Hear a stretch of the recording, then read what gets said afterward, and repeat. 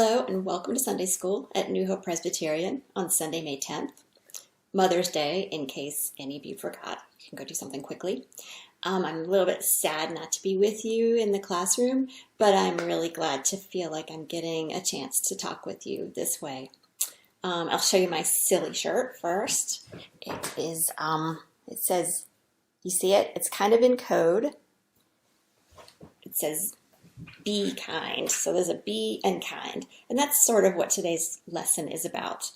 I know that you're doing something with Mary Todd later today, so I'm not going to do a whole lesson. I'm just going to do the story from today's lesson. But first, we have to do a birthday check-in. Tanner had a birthday on May 1st, and hope you did something fun and got a really good cake.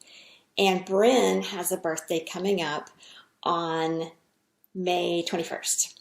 So late happy birthday to Tanner and early happy birthday to Bryn. And also one of your teachers, Elizabeth Poindexter, the one who's the mother of little Cora with blonde hair, she has a birthday coming up on it actually happened. It was on May 7th. It was earlier this week. And I think Cora has a birthday coming up. Little Cora with the blonde hair that goes up to Time with the Children. I think she has one on later in the month. So today we are going to tell the story of the generous landowner. It's a parable that Jesus told. But first let's talk about grapes and what they meant and how important they were in the time of Jesus. They were used for making food, like table grapes you eat, making wine, which was really important back then, grape juice, and raisins. You know, raisins are made of grapes. And I think we have a picture of a vineyard that we can put up on the screen for you. And you can see that you can see the rows, it's grapes hanging on the vines, and it's in a row. And so it's a lot of work to take care of a vineyard. You have to tend to all the vines and pick the grapes and, just check on things. It's just a lot of work. So that's what a vineyard is. And that's what's in our story today. So this is a parable told by Jesus about a man who grew grapes. He's sometimes called the farmer or the landowner, and he needed to get some workers to help him in his vineyard. Sometimes Jesus told parables to teach us something new about God and to teach us about ways to live and to act. So listen for that in the story, and I'm going to put a picture up on the screen of what's going on in this story. So this is called The Generous Landowner. It is from Matthew 20, 1 through 16. Once a farmer owned a vineyard. One day, the farmer needed to hire some people to help him look after his vines. So he went out to the market very early to find some workers. When the farmer arrived at the market, he quickly found some people who were looking for work. "Come with me," the farmer said. "I will give you 1 silver coin to work in my fields." The workers were glad to find work and went with the farmer right away. So we know there's a lot to do in a vineyard, a lot of taking care of things.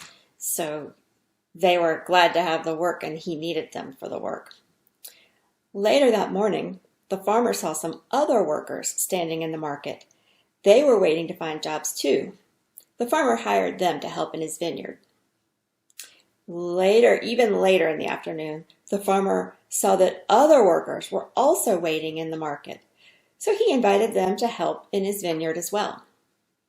Finally, when there were only a few hours left to work, the farmer noticed that there were still people waiting in the market. "Why are you standing here?" the farmer asked.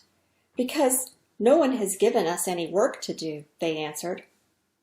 "Come with me," the farmer said. "I will give you some work to do." Even though it was the end of the day, the people were glad to have at least a few hours of work. They went to the vineyard right away. When all the work was finished, the farmer called everyone together. The farmer gave each worker 1 silver coin. The workers who had been hired at the start of the day were upset. So I wonder why they were upset. They had been working all day long, and then some people came near the end of the day with just a few hours of work, and they got paid the same thing. It's not fair, they complained. We worked hard all day. Those other workers only worked for a few hours. We should get more money. The farmer shook his head. My friends, he explained, I have not cheated you. You agreed to work for 1 silver coin, and that is what I paid you. It is my money, and I want to pay these other workers as much as I paid you. They need the money as much as you do. Now everyone will have enough.